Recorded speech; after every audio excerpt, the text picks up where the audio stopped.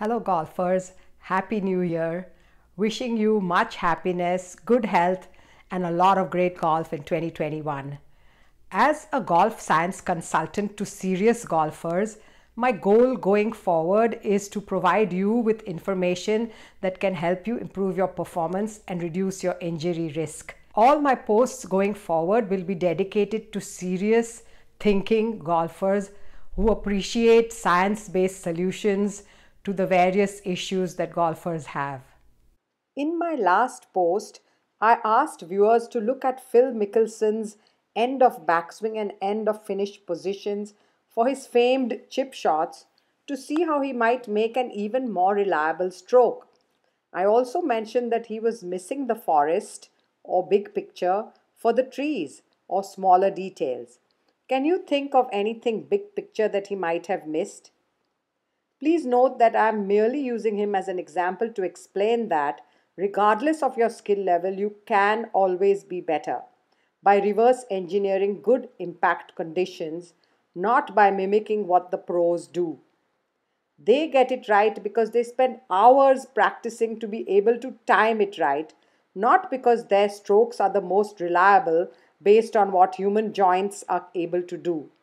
After all, they're all constantly trying this and trying that to get better too. In his Chipping 101, Phil mentions 3 address positions that will, according to him, guarantee a good chip shot. He is right in that the positions he describes help to make the club connect the ball first before it connects with the ground. So hands ahead and weight ahead of the ball are important. However, far more important to chipping consistency is the stroke itself. In biomechanical plus motor control terms, maintaining pressure through one leg will improve balance during the swing, provided, of course, that pressure through the lead leg is not so excessive that the central nervous system must move the body to adjust balance when a longer backswing is made. The main issues in Phil's chip shot become apparent when an anatomical analysis is made.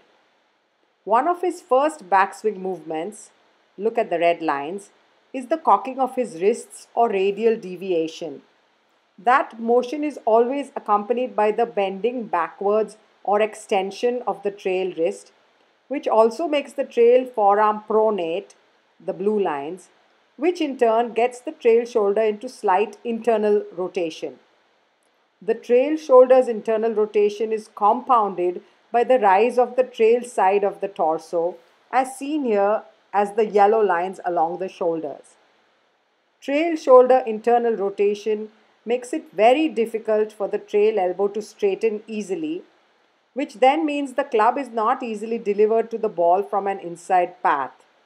You can see in his impact position that the trail elbow is still pointing towards the camera instead of pointing under, an indication that the shoulder is in internal rotation and the forearm in pronation. The only way from his end of backswing position to deliver the club reasonably correctly to the ball is through a torso rotation, which results in the club making a slightly glancing blow instead of a direct one at impact. What should a golfer desiring a smooth, easy and repeating downswing do instead? Make the least possible movement of the ball going back to ensure that the club returns much more precisely to the ball. Certainly, as Phil says, have the weight slightly forward and the hands slightly forward as well, with the ball position slightly back.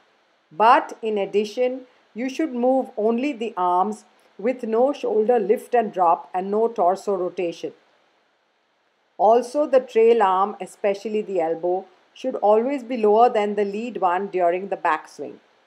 The result will be that the club will arrive at the ball slightly from the inside and make perfectly flush contact. Why do more?